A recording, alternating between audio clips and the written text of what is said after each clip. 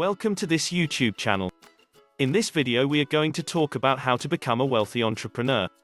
So before starting this video, like this video and subscribe to our YouTube channel for future updates. If you're an entrepreneur looking to make money and learn how to make money, it's not enough to rely solely on your company to succeed. Yes, you can use your company to help you create wealth, but there's an art to creating real wealth outside of your business's day-to-day operations.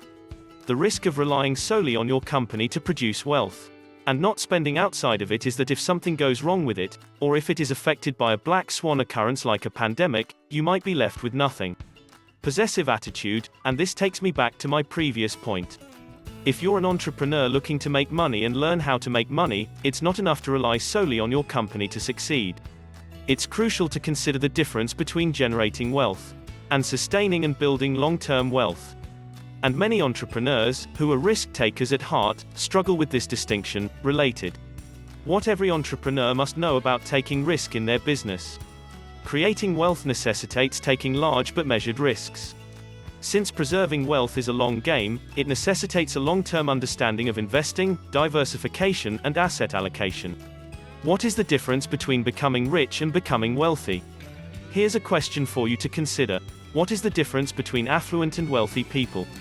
Many entrepreneurs have created incredible companies while saving so little and then cashing out for a fortune. They became wealthy. They didn't make any money. As I previously said, accumulating and then retaining long-term wealth is a long game. That necessitates an understanding of asset allocation and investing. There are distinct abilities, and indeed, accumulating wealth is one of them. Being wealthy is a talent, but don't confuse wealthy with rich. You win the lottery and become wealthy. You build wealth by investing, diversifying, protecting, and spending wisely. How to Become Wealthy is a book that explains how to become wealthy. The first step in establishing your empire. So, in terms of economics and industry, what has changed in the last 2 years? Really, quite a bit. When I started writing the book in 2018, the unemployment rate was at an all-time low and the economy was booming. Fast forward 2 years, and if you asked me what improvements I would make to the investment strategy I discussed in my book, I would say that I would make none. Despite the fact that we are in the midst of a global pandemic, with volatile markets and a high level of uncertainty, this is the case. My theory and the book are still as important today as they were in mid-2018. The amount of inquiries I've received in the last few weeks from different entrepreneurs with the same question motivated me to write this blog post. They want to know how they can spend their business profits in view of the current economic situation. I'd like to be transparent about something. My investment and asset allocation approach is tailored specifically for entrepreneurs. The Entrepreneur's Guide to How to Become Wealthy would have been a better title for my novel. My book is written for entrepreneurs, not on how to start a business or become wealthy, but on how to establish and, more importantly, sustain wealth. If you're a wealthy doctor, employee, or high-wage earner, the principles I explore in my book aren't nearly as important to you, and while you can invest in and divide your assets into 3 equal buckets: cash, equities, and real estate, an entrepreneur's rationale for keeping a third of their wealth in cash is very different from a typical non-entrepreneur investor. Let's take a look at my case. I'm in a different place today than I was when I was running my business, when a large portion of my income and wealth was invested in it. Now that I don't run a business the way I used to, and now that I've sold much of my business interests, I'm more focused on building a resilient, tax-advantaged, multiple currency, diversified, inflation-protected portfolio. Today, I'm more concerned with preserving my money. And, while I still own real estate and it makes up a significant portion of my portfolio, I'm no longer as focused on the 3 buckets. If you're an entrepreneur, I'd like to remind you of 3 things about how to create wealth. In order of importance, you must optimize the profits of your business. Today is the day. It's not acceptable to ignore your earnings year after year, hoping that one day your company will be successful. You must have a reasonable amount of cash set aside in the unlikely event that you will need the cash for any reason, and that cash will not be available when you most need it. And why do you need funds? A business emergency, a pandemic, for example, an investment real estate acquisition, or a rival selling their business are all possibilities. A substantial portion of your money should be invested in real estate. It doesn't matter if it's a third, a fifth, or a fourth. The ideal situation is the third, but if you don't own any property, you can start searching. Real estate, cash, and business equity are the three wealth-creating buckets. In my novel, I argue that an entrepreneur's resources should be divided into three equal buckets: residential real estate with multiple units. Cash is king. Their company's market worth, equity. Apartments for several families. I spent a lot of time in my book explaining the mechanics and equations behind why I recommend three equal buckets. I also show you how to make the buckets, and you can get a free copy from this link.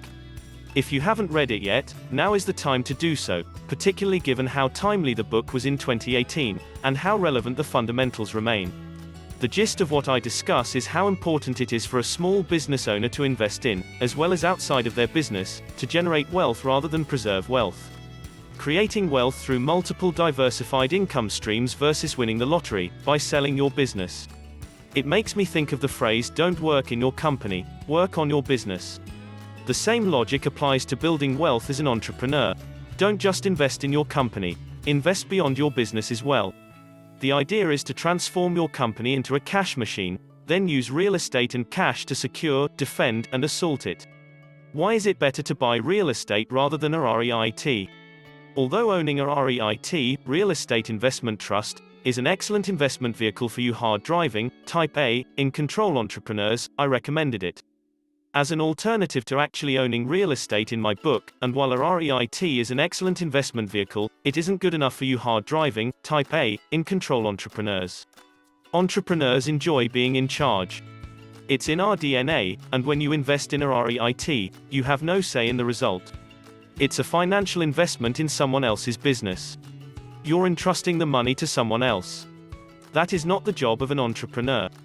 You must be in command as an entrepreneur.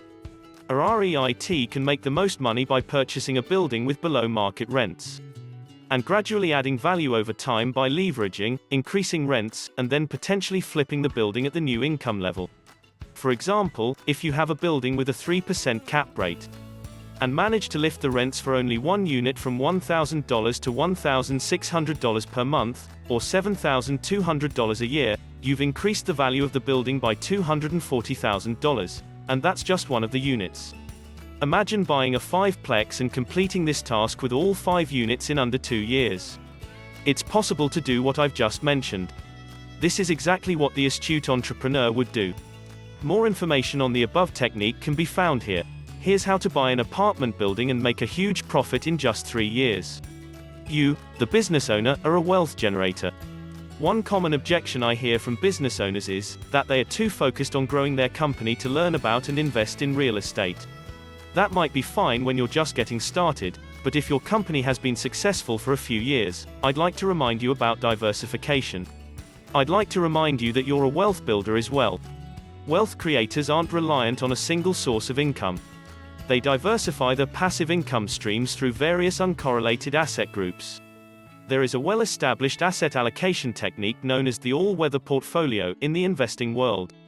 What do you think about this video?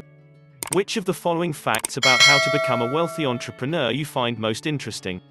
Do let us know down in the comment section below.